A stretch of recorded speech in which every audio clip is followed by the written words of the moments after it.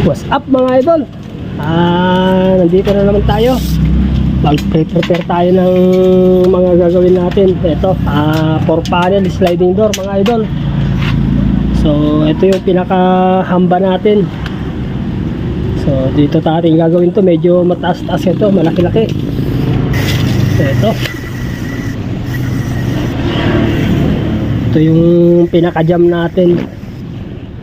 Dito na natin gawin sa labas kasi medyo mataas ito. 4 na panel to mga idol. So ayan, i-actual muna natin para makita natin kung ano yung diferensya o ano pa yung adjustment niya rito. So okay naman po. So eto, kailangan na nating tabasin ang salamin. So mabilisan lang naman ito. Mamayang hapon kapitan namin to. Bahagi na to yung pinakasilant na ito. Sisilant pa namin to mamaya pag nakapit namin.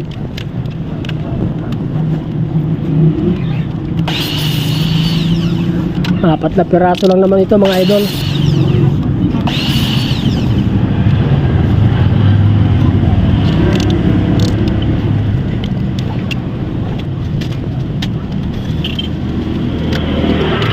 So ayan mga idol, ilagay na natin itong pinaka frame.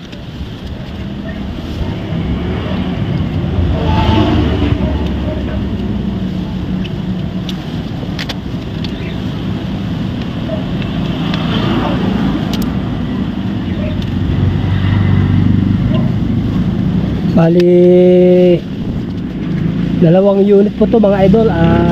Bali dalawa itong sliding na malalaki na to. 4 na panel, tapos isang unit uli, 4 na panel, bali dalawang unit mga idol. Bali 8 ang gagawin natin ganito. So ito, tapos na itong isang unit, sunod natin yung isa.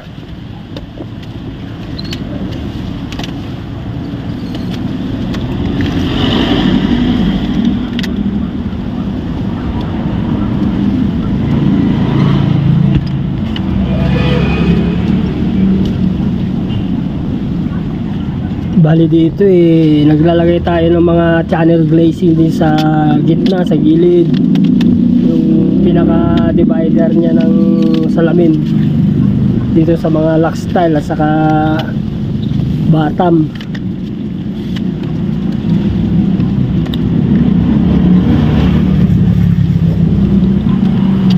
So ayan mga idol, tapos na tayo.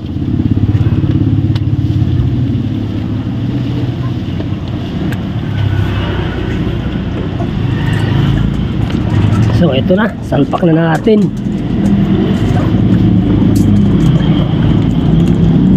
Bali dalawang unit to mga idol.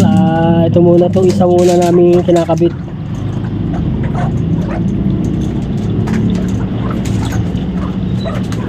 So mabilis lang ito mga idol, sinasalpak na lang.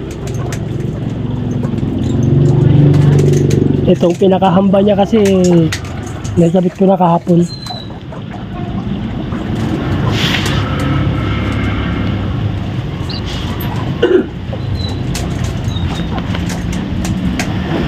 So ganyan lang magkabit mga idol.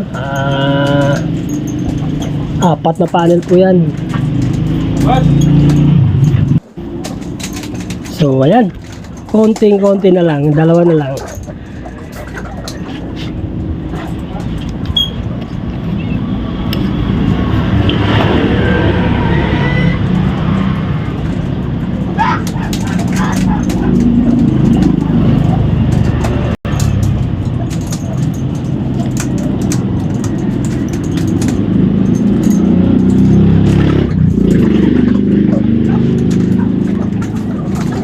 So ayan idol, tapos na. Mga adjustment na lang sa mga gulong.